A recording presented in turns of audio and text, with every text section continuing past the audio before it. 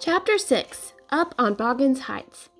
The two girls hurried out of the building, up the street toward Boggins Heights, the part of town that wore such a forbidding air on this kind of a November afternoon, drizzly, damp, and dismal. "Well, at least," said Peggy gruffly, "I never did call her a foreigner or make fun of her name. I never thought she had the sense to know we were making fun of her anyway. I thought she was too dumb. And gee, look at how she can draw. And I thought I could draw." Maddie could say nothing.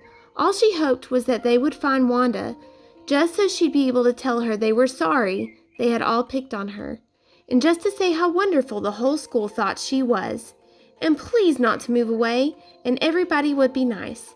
She and Peggy would fight anybody who was not nice. Maddie fell to imagining a story in which she and Peggy assailed any bully who might be going to pick on Wanda. "Petronsky Onsky," somebody would yell, and she and Peggy would pounce on the guilty one. For a time, Maddie consoled herself with these thoughts, but they soon vanished, and again she felt unhappy and wished everything could be nice the way it was before any of them had made fun of Wanda. Brr! How drab and cold and cheerless it was up here on the heights. In the summertime, the woods, the sumac, and the ferns that grew along the brook on the side of the road were lush and made this a beautiful walk on Sunday afternoons. But now it didn't seem beautiful. The brook had shrunk to the merest trickle, and today's drizzle sharpened the outlines of the rusty tin cans, old shoes, and forlorn remnants of a big black umbrella in the bed of the brook. The two girls hurried on. They hoped to get to the top of the hill before dark. Otherwise, they were not certain they could find Wanda's house. At last, puffing and panting, they rounded the top of the hill. The first house, the old rickety one, belonged to Old Man Svensson. Peggy and Maddie hurried past it almost on tiptoe. Somebody said once that Old Man Svensson had shot a man. Others said, "Nonsense! He's an old good-for-nothing. Wouldn't hurt a flea." But false or true, the girls breathed more freely as they rounded the corner. It was too cold and drizzly for Old Man Svensson to be in his customary chair, tilted against the house, chewing and spitting tobacco juice. Even his dog was nowhere in sight and had not barked at the girls from wherever he might be. "I think that's where the Petronskys live," said Maddie, pointing to a little white house with lots of chicken coops at the side of it. Wisps of old grass stuck up here and there along the pathway like thin, wet kittens. The house in its sparse little backyard looked shabby, but clean.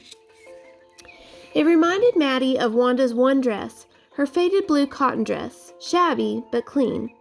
There was not a sign of life about the house except for a yellow cat, half-grown, crouching on one small step close to the front door. It leapt timidly with a small cry halfway up a tree when the girls came into the yard. Peggy knocked firmly on the door, but there was no answer. She and Maddie went around to the backyard and knocked there. Still, there was no answer. "Wanda!" called Peggy. They listened sharply, but only a deep silence pressed against their eardrums. There was no doubt about it. The Petronskys were gone. "Maybe they just went away for a little while and haven't really left with their furniture yet," suggested Maddie hopefully.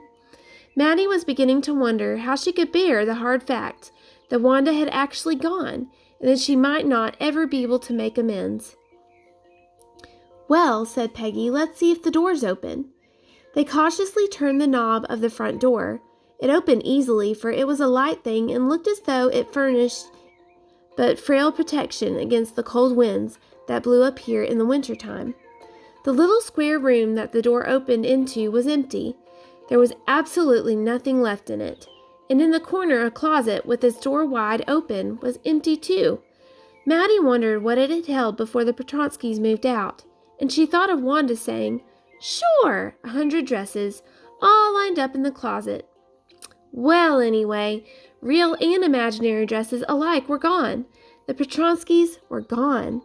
And now, how could she and Peggy tell Wanda anything? Maybe the teacher knew where she had moved to. Maybe Old Man Svensson knew. They might knock on his door and ask on the way down. Or the post office might know. If they wrote a letter, Wanda might get it because the post office might forward it.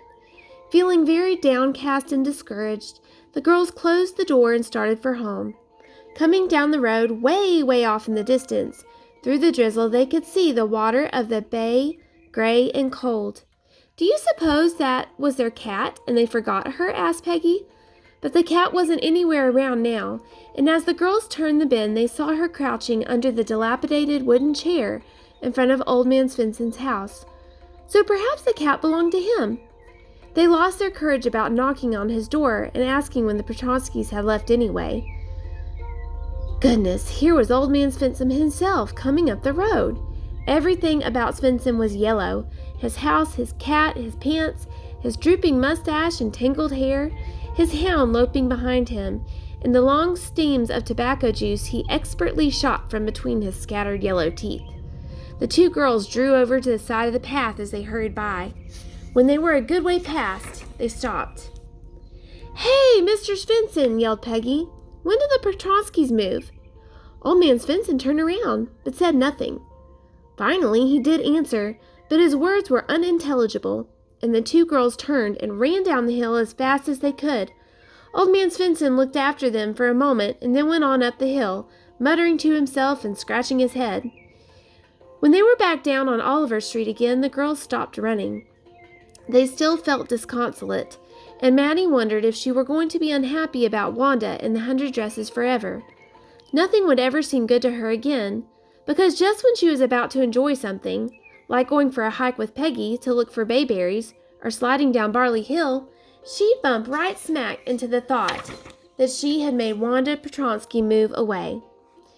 "Well, anyway," said Peggy, "she's gone now, so what can we do? Besides, when I was asking her about all of her dresses, she probably was getting good ideas for her drawings. She might not even won the contest otherwise." Maddie carefully turned this idea over in her head, for if there were anything in it, she would not have to feel so bad. But that night she could not get to sleep. She thought about Wanda and her faded blue dress, and the little house she had lived in, and Old Man Svensson living a few steps away. And she thought of the glowing picture those 100 dresses made, all lined up in the classroom. At last Maddie sat up in bed and pressed her forehead tight against her hands and really thought. This was the hardest thinking she'd ever done. After a long, long time, she reached an important conclusion. She was never going to stand by and say nothing again. If she ever heard anybody picking on someone because they were funny looking or because they had strange names, she'd speak up, even if it meant losing Peggy's friendship. She had no way of making things right with Wanda, but from now on she would never make anybody else so unhappy again. Finally, all tired out, Maddie fell to sleep.